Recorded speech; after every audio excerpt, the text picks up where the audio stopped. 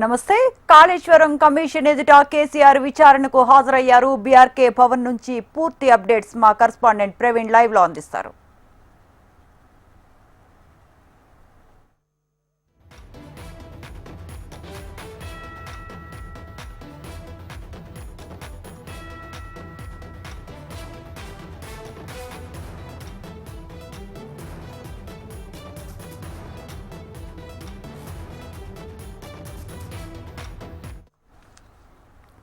Kaleshwaram commission ఎదుట విచారణకు మాజీ సీఎం కేసీఆర్ హాజరయ్యారు. బీఆర్కే భవన్ లో జస్టిస్ పీసీ ఘోష్ కేసీఆర్ ను విచారిస్తున్నారు.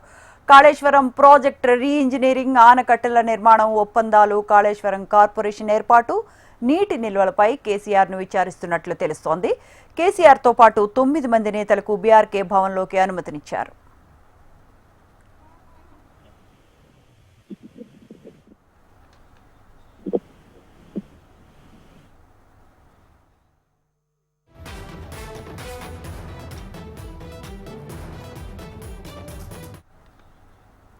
రైట్. కాళేశ్వరం కమిషన్ ఎదుట కేసీఆర్ విచారణకు హాజరయ్యారు. ఇదే అంశానికి సంబంధించిన మరిన్ని అప్డేట్స్ మా కరెస్పాండెంట్ ప్రవీణ్ అందిస్తారు. ప్రవీణ్, కాళేశ్వరం కమిషన్ విచారణకు ఇప్పటికే కేసీఆర్ అటెండ్ అయ్యారు.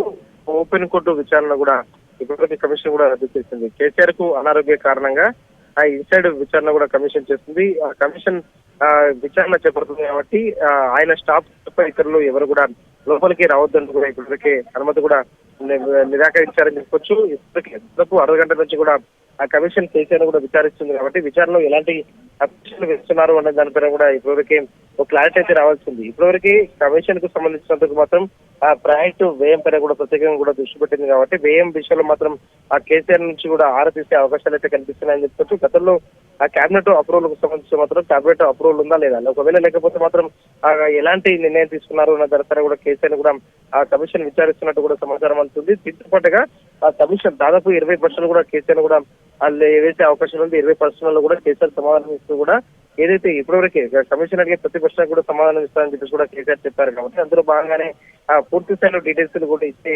అవకాశాలు అయితే కనిపిస్తున్నాయని చెప్పొచ్చు. అదేవిధంగా కాళేశ్వరం కు సంబంధించిన మాత్రం డిపిఆర్ సిద్ధం చేసే టైంలో మాత్రం ఎంత డిపిఆర్ సిద్ధం చేశారు అన్న దానిపై కూడా కమిషన్ ఇప్పటివరకే ప్రశ్నించింది. దానికి సంబంధించి 80,190 కోట్ల రూపాయలు మాత్రమే ఆ డిపిఆర్ సిద్ధం చేశాము. బీఆర్ఎస్ ప్రభుత్వం చేసిన ఖర్చు అంటే ప్రాజెక్టుకు సంబంధించి కూడా మొత్తం 94,000 కోట్ల రూపాయలు మాత్రమే ఖర్చు చేస్తామని చెప్పేసి కూడా ఇప్పటివరకు కమిషన్ కూడా కేసీఆర్ వివరించారు. దీంతో పాటుగా 1,00,000 కోట్లు ఖర్చు ప్రాజెక్టులో అవినీతి జరిగిందని చెప్పేసి కూడా ఏదైతే ఆ ప్రచారం జరుగుతుందో దానిపైన కూడా ఇప్పటివరకే ఆ కేసీఆర్ కూడా ఒక క్లారిటీ ఇచ్చిన సమాచారం. ప్రాజెక్టుకు సంబంధించిన వ్యయం మాత్రం 94,000 కోట్లు అయితే ఏ విధంగా 1,00,000 కోట్ల అవినీతి జరుగుతుంది అనే దానిపైన కూడా గత నుంచి కూడా బీఆర్ఎస్ ఒక పక్క విమర్శలు కూడా గుర్తిస్తుంది కాబట్టి దీనికి సంబంధించిన ఒక లేఖను కూడా అంటే ఏదైతే డేటా ఉంటుందో డేటాకు సంబంధించిన కేసీఆర్ కమిషన్ కూడా ఇచ్చినట్టు కూడా సమాచారం. దీంతో పాటుగా ప్రాజెక్టుకు సంబంధించిన మాత్రం పూర్తిగా ఎన్ని టీఎంసీల వరకు ప్రాజెక్టు కూడా నిర్మాణం చేపట్టారు, ఆ టీఎంసీలకు సంబంధించి ప్రాజెక్టు ప్లేస్ మార్చడానికి గల కారణాలు ఏంటి అనే దానిపై కూడా కమిషన్ ఇప్పటివరకే అయినట్టు కూడా సమాచారం. అయితే ప్రాజెక్టుకు సంబంధించినందుకు మాత్రం పూర్తి స్థాయిలో అంటే దానికి సంబంధించినందుకు మాత్రం మార్పు అంటే ఎత్తు పెంచడానికి సమయంలో మాత్రం మహారాష్ట్రతో కూడా ఒప్పందాలు జరిగాయి. మహారాష్ట్ర ముఖ్యమంత్రితో కూడా సమావేశం జరిగింది. తెలంగాణ ముఖ్యమంత్రి అదేవిధంగా మహారాష్ట్ర ముఖ్యమంత్రి ఇద్దరితో కూడా సమావేశం జరిగిన తర్వాత మాత్రమే ఆ నీటికి సంబంధించినంత మాత్రం ఒక నిర్ణయం తీసుకున్నాము. ప్రాజెక్టుకు సంబంధించినందుకు మాత్రం మార్పు జరిగే సమయంలో మాత్రం ప్రాజెక్టు ఎత్తు పెంచితే మాత్రం తెలంగాణలో మాత్రం చాలా ఎకరాలు కూడా నీళ్లు ఇవ్వడానికి నీటిని ఎత్తిపోయడానికి కూడా అవకాశం ఉంటుంది కాబట్టి అందులో భాగంగానే దాన్ని ఎత్తును పెంచామనే విషయాన్ని కూడా కేసీఆర్ ఇప్పటివరకు వివరిస్తున్నట్టు కూడా సమాచారం. దీంతో పాటుగా మేడిగడ్డకు సంబంధించినందుకు పిల్లర్ అయితే ఎక్కడైతే కుంగిన సమయంలో మాత్రం దాని వద్ద ఎవరిని కూడా ఎందుకు అనుమతించలేదు, అదే సమయంలో ఎందుకు కూడా ఆ మరమ్మతులు చేపట్టలేదు అనే దానిపై కూడా కమిషన్ ఇప్పుడు ఆ కేసీఆర్ ను కూడా అడిగినట్టు కూడా సమాచారం.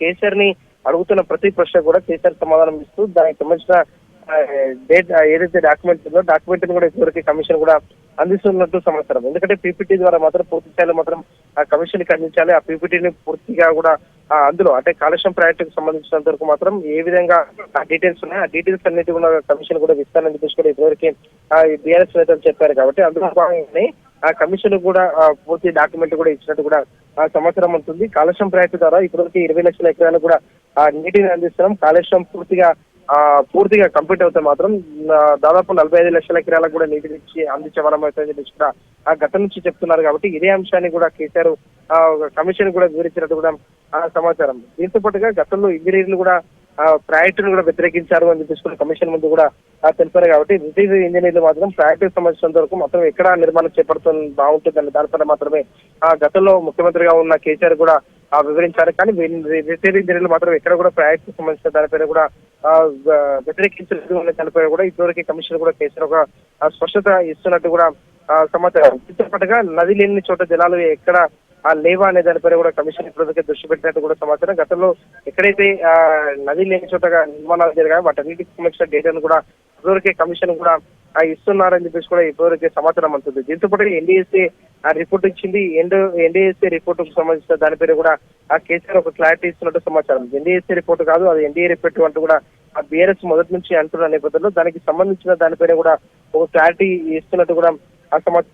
ఎన్డీఏ ఎన్డీఎస్ఏ రిపోర్ట్ లో కూడా కాంగ్రెస్ కు సంబంధించినంత వరకు కాంగ్రెస్ అదేవిధంగా బీజేపీ రెండు పార్టీలు చెప్పిన ప్రకారం మాత్రమే ఎన్డీఎస్ఏ రిపోర్ట్ ఇచ్చిందనే పేరు కూడా ఇప్పటివరకు బీఆర్ఎస్ ఒక విమర్శలు కూడా చేస్తున్న నేపథ్యంలో ఇదే అంశాన్ని కూడా కమిషన్ కు కేసీఆర్ వివరిస్తున్నట్టు కూడా సమాచారం. పీపీటీ అదేవిధంగా డాక్యుమెంట్ ఏవైతే తీసుకొచ్చారో ఆ డాక్యుమెంట్లు అన్నింటినీ కూడా కేసీఆర్ కమిషన్ ముందు ఉంచారు. ఇప్పటివరకైతే కేసీఆర్ అదేవిధంగా కమిషన్ ఇద్దరు కూడా 1-to-1 విచారణ మాత్రమే కొనసాగుతుంది. ఈ 1-to-1 విచారణ కొనసాగిన తర్వాత మాత్రం కేసీఆర్ బయటకు వచ్చే అవకాశం ఉంది. బయటకు వచ్చిన తర్వాత మీడియాతో మాట్లాడతారా లేదనే దానిపైన కూడా ఒక క్లారిటీ అయితే రావాల్సింది. 1 గంటకు బీఆర్ఎస్ పార్టీ వర్కింగ్ ప్రెసిడెంట్ కూడా మీడియా సమావేశాలు కూడా ఏర్పాటు చేస్తారు. కాంగ్రెస్ కమిషన్ కాదు అది కమిషన్ అంటూ కూడా ఇప్పటివరకే బీఆర్ఎస్ ఒక విమర్శలు కూడా చేస్తుంది. దాంతో పాటుగా ఎన్డీఎస్సీ రిపోర్ట్ కాదు ఎన్డీఏ రిపోర్ట్ అంటూ కూడా బీఆర్ఎస్ విమర్శలు చేస్తుంది. కాబట్టి ఈ రెండు అంశాలపైన కూడా కేటీఆర్ కూడా ప్రెస్ మీట్ పెట్టి కమిషన్ పైన కూడా మాట్లాడే అవకాశాలు అయితే కనిపిస్తున్నాయి. కమిషన్ మాత్రం ఏర్పాటు చేయడం మాత్రం ఒక రాజకీయ కక్షగా మాత్రమే కమిషన్ ఏర్పాటు చేస్తారు. కమిషన్ మాత్రం కావాలని చెప్పేసి కాంగ్రెస్ ఏర్పాటు చేసింది. బీఆర్ఎస్ ని ఇబ్బంది పెట్టడానికి మాత్రమే కమిషన్ ఏర్పాటు చేసింది అంటే కూడా పదే పదే బీఆర్ఎస్ నేతలు చెప్తున్నారు. కాబట్టి కమిషన్ ముందు ఇంకా కేసీఆర్ ఎలాంటి అంశాలు కూడా వివరించబోతున్నారు దానిపైన కూడా స్పష్టత అయితే రావాల్సింది. మొత్తం 20 ప్రశ్నలు కూడా కేసీఆర్ కూడా కమిషన్ కూడా వేసినట్టు సమాచారం. 20 ప్రశ్నలకు సంబంధించిన సమాధానం ఇస్తూనే డాక్యుమెంట్లు కూడా ఒక్కొక్క డాక్యుమెంట్ కూడా కేసీఆర్ కమిషన్ కూడా ఇస్తున్నట్టు కూడా సమాచారం అవుతుంది. కమిషన్ విచారణ ముగిసిన తర్వాత మాత్రం ఎలాంటి ప్రశ్నలు అడిగారు, ఆ ప్రశ్నలకు కేసీఆర్ ఎలాంటి సమాధానం ఇచ్చారని దానిపైన కూడా స్పష్టత వచ్చే అవకాశాలు కనిపిస్తున్నాయి. Right Praveen, thanks for the details.